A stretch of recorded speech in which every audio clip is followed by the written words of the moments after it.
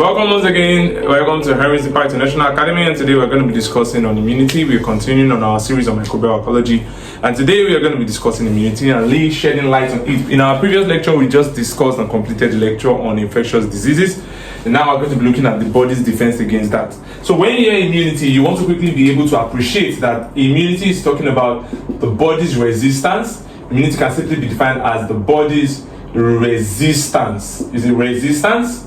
You understand? Is a resistance against diseases caused by microbes. And what kind of microbes are we talking about? Pathogenic microbes. So that's simply the definition of immunity. Very simple. When they ask you an exam, you should state that down. You understand? Immunity can simply be defined as the body's resistance against diseases caused by microbe. But if they have asked you what is immune system, which I don't think they would, because that's what's in the syllabus was there is immunity. But regardless, if they ask you what's immune system, you just have to mention the fact that it is a collection of all organs or tissue components within the body responsible for defense against infectious diseases. It's very simple. So yeah, that's that for immunity. We can quickly break down immunity in the schematics, right? So let me just do that now. So we have immunity, our body's defense. You see, some people get sick and you just realize that sometimes it is very normal for many people to just fall sick and then they will not even treat it. They will not take drug, and before you know it, they are fine. That's because their immune system can still mediate the healing process. Remember when we talked about the region of decline. There are two reasons why there's usually a region of decline within the stages of infection or diseases. We said that one is because of what? Immune system. The second is because of therapy or treatment. So you should have that in mind. So immunity as a broad concept, right? It can be divided into two. So when they ask you in Jupeb, they ask that question this year exam, that's 2025. 2025 candidates, one of their paper types contained this question when they asked states that is to explain the types of immunity. So the two types of immunity itself can be divided into two. Now there are two ways you can define and classify immunity. The first way is classifying them as innate immunity.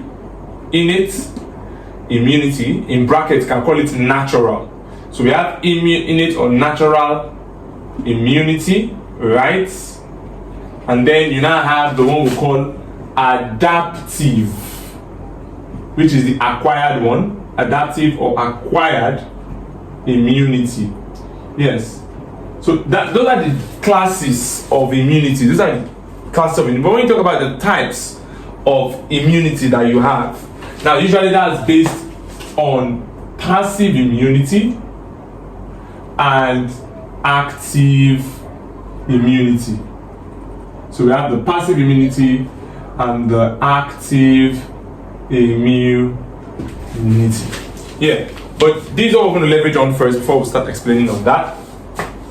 So when you hear the word innate immunity is the natural form of immunity. Now in this case here, this kind of immunity, usually the person was born with that immunity. So that person was born with that immunity. It is natural. It is inborn. And then also this kind of immunity is inborn. It's inborn. And now you need to now understand something about this immunity. Remember, we're trying to defend the body. Now these sets of immunity are not specific. I'm going to try to shed light on that now. Now there are many components or many things that makes up the immune system. Now some of them, they only attack malaria parasites or malaria pathogens.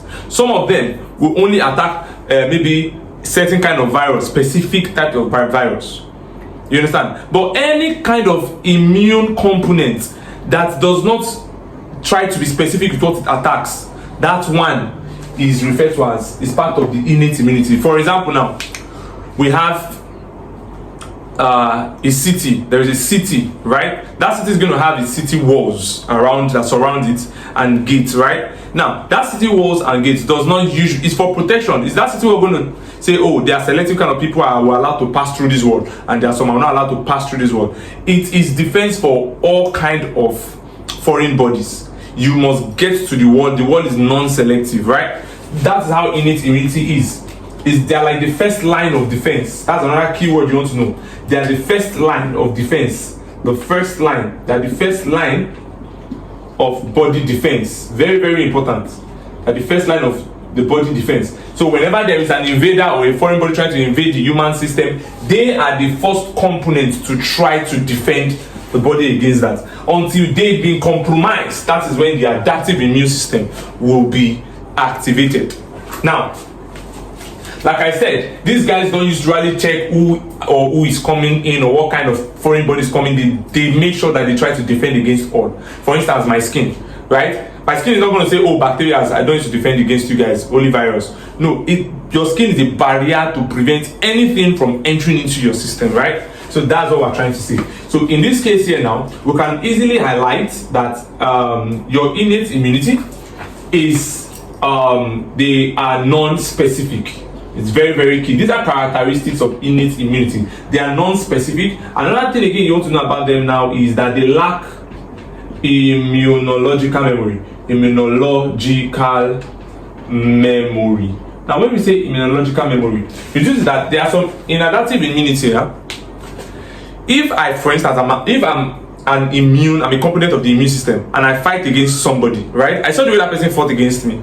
If I defeat that person and that kind of person comes again, I can easily remember this person and remember how I fought this person. So it's easier for me to deal with that particular person. That is immunological memory. So there are some components of your immune system, like your white blood cell, your lymphocytes.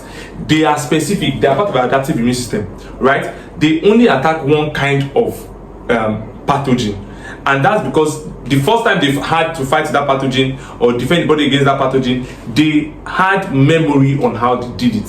So they can easily remember, whenever that kind of pathogen should enter again, they can easily remember that pathogen and attack specifically that pathogen, and also have that immunological memory on how it was able to defend.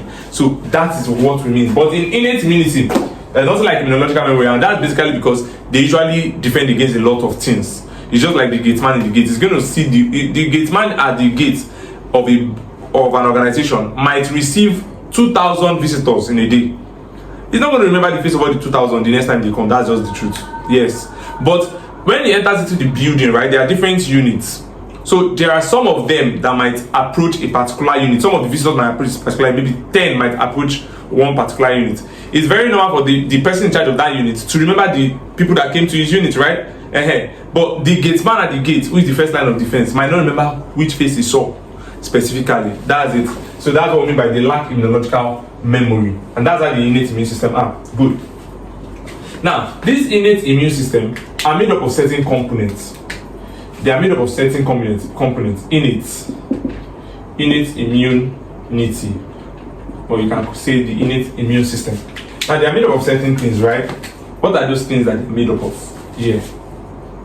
We can divide them into 4. There are 4 major divisions.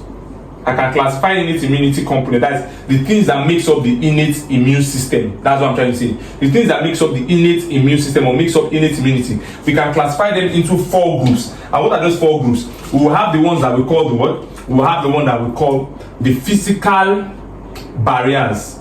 The physical barriers. Yeah? We also have the ones that we will term the chemical barriers, right?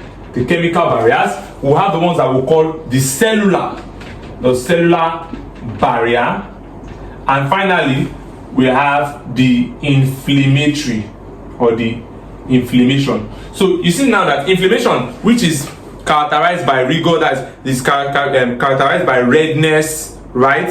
By color, that place will be heat. I say will be heat, will be hot, right? And it will be swollen. I get what I'm saying now. So those 3 major things are like component of inflammation. That process is actually part of a defense mechanism of the innate immune system. You can see that now. So whenever you have a wound in a particular place, and that's part of the place where you have the wound that's swollen up and it's red and it's painful, I get what I'm saying now. That's like painful. That's part. You can feel sensation, pain sensation there. It is part of your defense system. Just have it in mind, and it's in it. So the physical barriers here. What are the things that makes up the physical barriers, right? Those physical barriers are like they line or protect tissues. They line or protect tissues so that infections or pathogens won't be able to penetrate into into the tissue or the organs that they surround. So let me use black here. So what are the things that makes that up? Obviously, I've been clamoring on the skin. The skin is like the first most important one you see. It's covering all over our body, trying to prevent things from going in. But now, in every opening we have that there is no skin protecting, like our nose, you now have something there called the cilia. The cilia. The cilia. And what is the cilia doing? The cilia is like a broom. It's like a broom. So whenever pathogens try to enter through my nose, what will it do? It will sweep it out by beating of their cilia. It's going to flush them out or trap them. Another thing again you still have in what they call it, in the linings, epithelial linings that are protecting organs within the body or even in the nose, is mucous membrane. We have the mucosal membrane. And what's the mucosal membrane doing? It will secrete what? Mucus or cerumen. What we call cerumen or mucus. It's going to secrete mucus, and what mucus do? They are sticky. They're going to trap the pathogens, right? So that they don't get access into the systemic circulation or into the system of the organism. Then, having done that, now we now have tears and saliva. Tears and saliva. That's like basically just generally calling it what? Secretions, right? We're talking about secretions. So within the tears and saliva, you also have them as physical barriers. Why? Because whenever something gets into you, I don't know that whenever you have dust enter your eyes becomes immediately wet and starts flowing out. That's a mechanism to actually bring out certain kind of pathogens that might be in the dust that entered into your eye. It is very, very simple. Very, very simple. Now, when we now look at the next one, chemical barriers, right? For your chemical barriers, you have things like lysosome in the tears. Lysosome in tears, yes. So why the tears start serving as a physical barrier? There is physical, right? It also has chemicals in it, like lysosome. And you know what lysosome can do, right? They can lead to the death or destruction of what? Of what they call it? Of microbes. So that's it, or cells. Another thing again that you want to talk about there is that you want to be able to understand that enzymes or stomach acid, you understand? Stomach acid is another defense, chemical defense. You understand? It creates a pH that is uncomfortable for the growth of organisms. Then you now have another one again. What's that one? So you have the what? There are certain antimicrobial peptides. Antimicrobial peptides that you find within the body of humans, and those things there inhibit growth of microbes. So they all form part of the innate immune system. So if they ask you mention components of the innate immune system in your Jupeb, I will advise you first of all break it down. Let them know you know what you are writing. Jupeb is an exam that you need to know how you present solutions or answers. You break it down that the component of the innate immune system can be broken down into 4 categories: those that form the physical barriers, those that form the chemical barriers, those that form the cellular barrier, and those that form the inflammatory barrier. Right? Now, this cellular barrier, what are the things in the cellular barrier that we have? What are those things that makes up the cellular barrier? You have things like what? Like phagocytes. Phagocytes. Yes, phagocytes are cells that have the ability to do what? To phagocytose antibodies. To phagocytose foreign bodies. I get what I'm saying now? They trap them, they kill them instantly. Then you also have what we call natural killer cells as NK cells. Very important. It's also a part of the cellular barriers. They are cells. Phagocytes are cells as well. So we have NK cells. NK cells.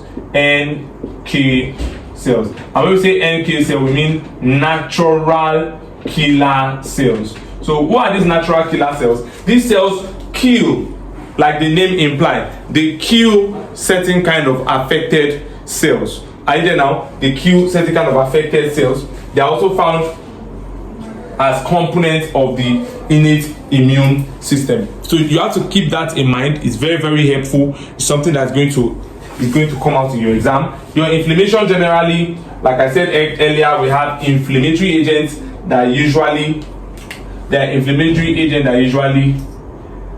aid in increasing body heat, to increase the body heat, right, and cause swelling. Good. And all those things there are going to be aimed at helping with body defense. So these whole things here we've written are major components of the innate immune system. Now let's come over to this side now and let's discuss the adaptive immune system. On the contrary, compared to innate, adaptive is not inborn, right? You develop it from exposure. So the first time that you get exposed to a particular kind of pathogen, instantly what happens is this: immediately you get exposed, your body starts producing maybe the first line of defense, which is this one here, maybe it has been compromised. Your body starts producing cells. Are you getting me now? Special kind of cells that we call lymphocytes. Are you getting me now? That will want to defend the body against those pathogens or those microbial cells. I get what I'm saying. So until that exposure happens, that's when they get produced. If that exposure does not happen, they will not get produced. That's why we call them acquired.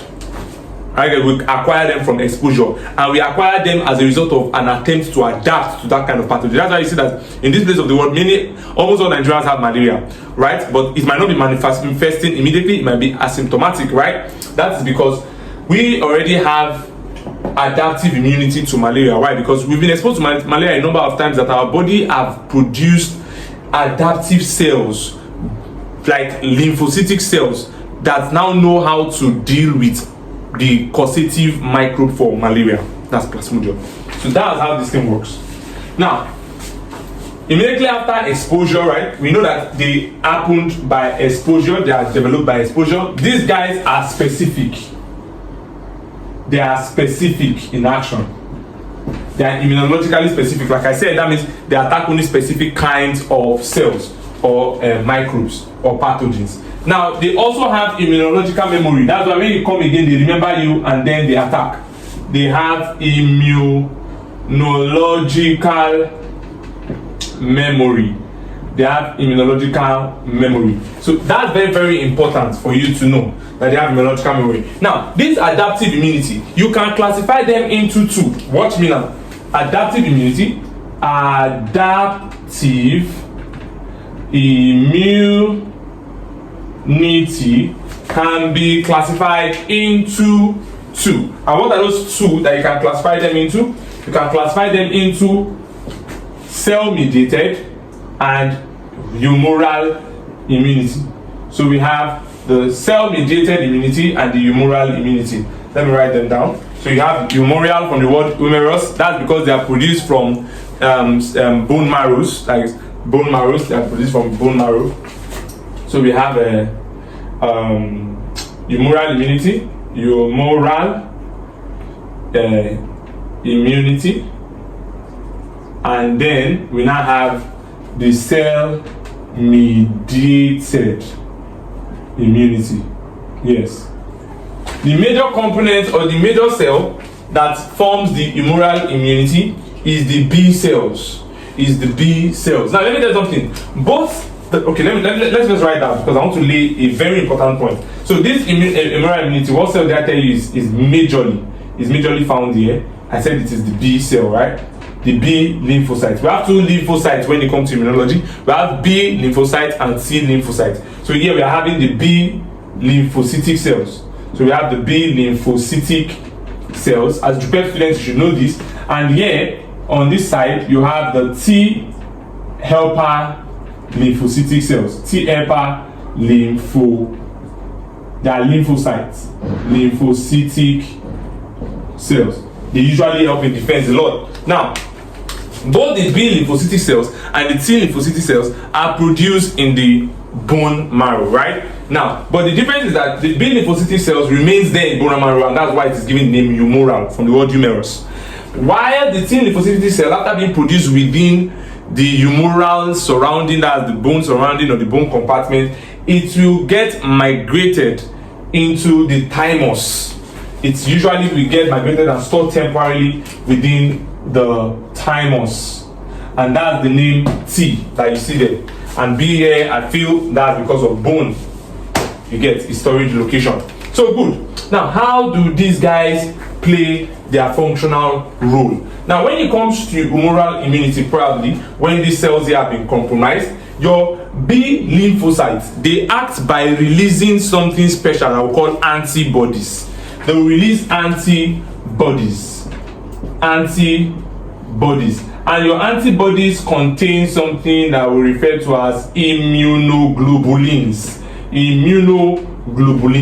So you have B lymphocytes produce immunoglobulins, and now these immunoglobulins and B lymphocytes, whatever, what do they actually do whenever foreign bodies invade them? These guys are like killers. They are special killers, assassins. You understand what I'm saying now? So the function, their functional characteristics, the way they operate is what I'm going to state now. So their major ways of operation now is through the following. Number one, so we're talking about the function of humoral immunity now. That's like saying the function of humoral immunity or saying the function of B lymphocytes. I get me now. Number one, they will work by neutralization. Yes, neutralization. What do they do? Now, they will attach to that microbe. They will attach to that microbe. Maybe this is a microbe here, right? They will attach to that microbe and make sure that it become impossible. They will secrete certain chemicals on the microbe that will make it impossible for that microbe to be able to now attach itself to the cell of the individual. Remember that for infection, we said that after entry, they have to adhere, right? They have to adhere. That means the pathogen have to attach itself to the surface of the cell it wants to infect. But neutralization has to do with where attachment has been disrupted. That bacterial cell can no longer attach to the what? To the host cell. Now, that's one of the ways they operate. Another way they operate is called opsonization. Opsonization. What's opsonization now? Opsonization in this case now is maybe the bacteria was just approaching the cell. Maybe this is a normal cell surface here. It was approaching the cell. What will they do? Now, some of the immunoglobulins or antibodies that are produced by the B lymphocyte, we go there and secrete a coat around that bacteria, like something like secrete a coat around the bacteria. And when you secrete this coat around the bacteria, it becomes easier for that bacteria to be lysed, to be phagocytosed. Are you getting me now? By other phagocytic cells. So that is what opsonization means. So opsonization is about clothing. Are you getting it? It's about coating. It's about coating. While neutralization is about preventing adherence. Prevents adherence or attachment. Anyone you want to call it.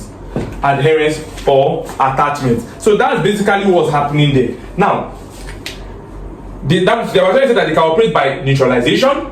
They can operate by opsonization, right? Good. So another way again that they can operate is by agglutination. Now, when we mean agglutination means you have one pathogen here, you have another pathogen here, you have another pathogen here, you have another one here.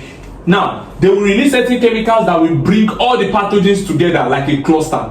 Now, when they've been brought in like a cluster, it becomes easier for them to be wiped off or phagocytosed. You see that now? So agglutination.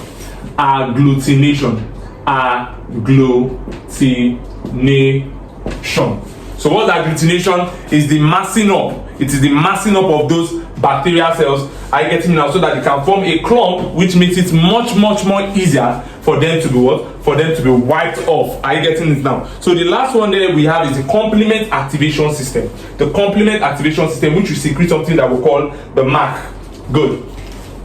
So we have the complement activation system. Complement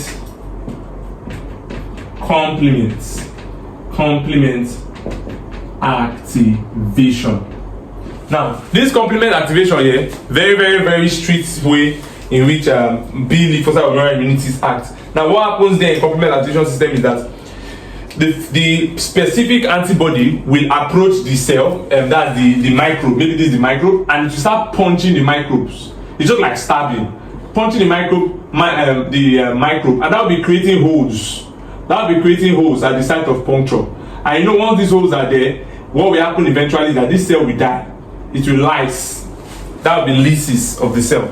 So that's literally what happens there. So what are the functional methods in which humoral immunity operates? Number one, by neutralization. Number two, by opsonization, which is coating. Number three, by agglutination, which is messing up to make phagocytosis easier and wiping off, clearing. Then complement activation. I get me now. That is where there is puncturing of holes to the cell surface of those microbes. Good. Now, aside from this humoral immunity, you can see that we also have the T helper lymphocyte cell. Now, what does the T helper lymphocyte cell do? They will help to produce macrophages.